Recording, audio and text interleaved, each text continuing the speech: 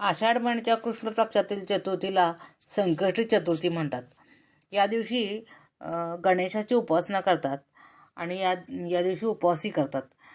पण या चतुर्थीचं आपल्याला महत्त्व माहिती आहे का?